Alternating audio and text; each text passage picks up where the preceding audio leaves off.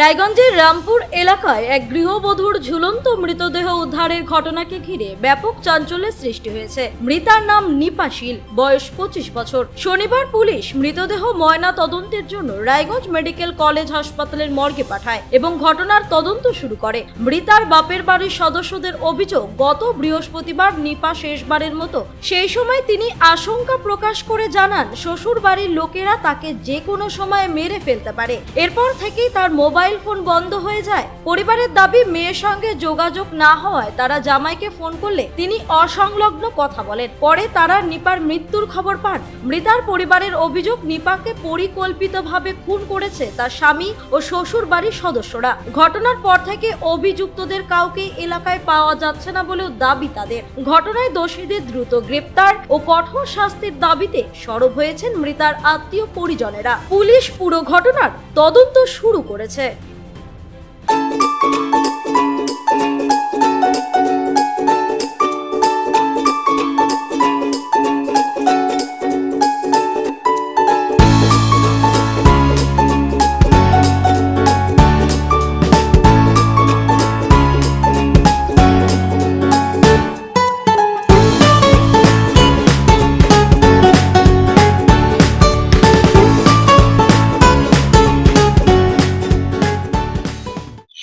আপনার নাম? তাপসী শীল। যে মারা গেছে কে হবে আপনার? আমার মেয়ে কি নাম ওনার? নিপা শীল। বয়স কত? বয়স 25 বছর পূর্ণ হয়নি। আমার মেয়ে 22-23 বছর মতো। আপনাদের বাড়ি কোথায়? আমাদের বাড়ি ফুলবাড়ি, গঙ্গারামপুর ফুলবাড়ি। কতদিন হলো বিয়ে হয়েছিল? বিয়ে হয়েছে 22 সালে। 22 সালে বিয়ে ছিল। বাচ্চাও হয়েছে? বাচ্চা হচ্ছে একটা। কি অভিযোগ রয়েছে আপনাদের? আমার অভিযোগ হয়েছে, আমার মেয়ে 9টা-21 আমার কাছে ফোন দিয়েছে, মা ওদের স্বামী স্ত্রীর মধ্যে কি হয়েছে বা ওদের পরিবারের বিরুদ্ধে কি হয়েছে। আমার মেয়ে আমাকে কোনোদিন বলেনি এবং প্রায় বলছে মা অশান্তি। আমি 2বার ওদের বাড়ি দিয়েছি এবং ওদেরকে আমি মীমাংসাও করে দিয়েছি। আমার মেয়ে আমার কাছ থেকে প্রায় আমার মেয়ে না জানেনি, আমি প্রায় আমার রনি টাকা নিয়ে আমি দিচ্ছি, তাও ওরা শান্তি ভাবে খাক। আমি তো কোনোদিন চাইনি যে আমার মেয়ের অশান্তি হোক। বাচ্চা একটা হলো হসপিটালে, টাকা বেগর আনতে পারে না। আমি 10,000 টাকা দিলাম একবার, সেটাও পিয়ার মা জানে। আবার আমি পরের দিন টাকা বেগর আনতে পারে না, আমি আবার টাকা দিলাম, তার আগে আবার টাকা দিলাম। ওর বাবা মা জানি কেন আমি জানি না, আমি টাকা দিলাম, বারবার এনকে টাকা দিয়েছি, তাও আমার মেয়ে সুখে শান্তি থাক। 2বার আসে ওদের বাড়িতে, আমি বললাম বিয়েনকে দেখে বিয়েন আপনাদের মধ্যে কেন এত অশান্তি হয়, আমার মেয়ের অশান্তি কেন হয়, আমি কি একা করি, আপনার মেয়ে ভালো না। জামাই আমার সাক্ষাৎ গালাগালি পারলো, কলে পর আমার মেয়ে রাতে বেলা মাথার চোখের জল ফেলাচ্ছে। আমি আবার ডেকে মীমাংসা করে দিয়ে এলাম। পরের দিন ওদের বাড়ি থেকে আমি চলে গেলাম।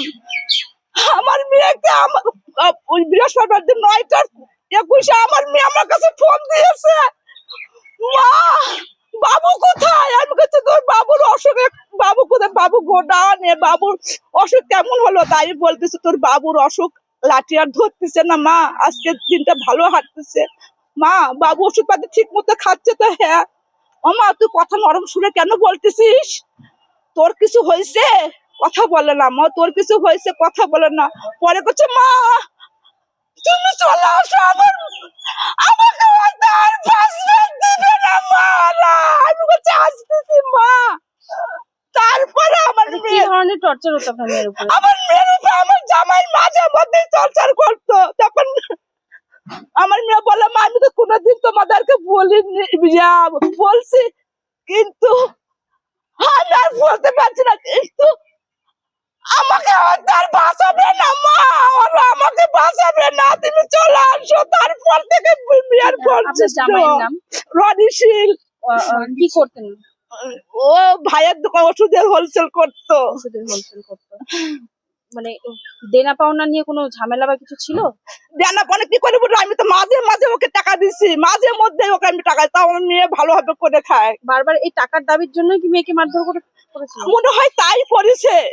নিয়ে অনেক অশান্তি করছে রনি, অনেক অশান্তি করছে চুপে চাপে। কখন জানতে পারলেন মেয়ের মৃত্যুর কথা? মেয়ের মৃত্যু কথা 9টা-21 যখন ফোন দেয়, মেয়ে আমার সঙ্গে কথা বলে, তারপর থেকেই তার 2 ঘন্টায় কতক্ষণ পরে হবে, তারপরে কে বাইরে থেকে ফোন দিয়ে বলা আপনার মেয়ে আর বেঁচে নেই। মানে সেটা রাত্রেবেলা? না না, দিনের বেলা, তখনই, বেলা? হ্যাঁ তখনই। দিনের বেলা। তখনই আমার অধৈর্য হয়ে গেছি, হাইরা ভগবান আমার মেয়েকে ওরা কিভাবে নির্মমভাবে হত্যা করলো। থানায় অভিযোগ করেছেন? হ্যাঁ, থানায় অভিযোগ করেছে। কজনের নামে অভিযোগ হয়েছে? ওদের 5 জনের নামে করেছে। নামগুলো জানা আছে? নামগুলো বলতে পারবেন? নামগুলো রঞ্জিত শীল, রমা শীল, বিজয় শীল, রতন শীল, রত্না শীল। ওনার শ্বশুরের নাম? রতন শীল। রতন শীল। আর শাশুড়ি? রত্না শীল। কি চাইছেন এখন আপনারা? আমি সুস্থভাবে বিচার চাই আমার মেয়ের জন্য। আমার নিষ্পাপ একটা মেয়েকে নিরম ভাবে কেন হত্যা করলো, আমি সুস্থভাবে বিচার চাই। আমি সবার কাছে হাত জোড় করে বলছি, আমার মতো মেয়েকে এদের কেউ হারায় না, আমার মতো কোনো মাও যেন এরকম সন্তান হারা হয় না। রায়গঞ্জ থেকে বিথিকা পালের রিপোর্ট, কুলিক নিউজ।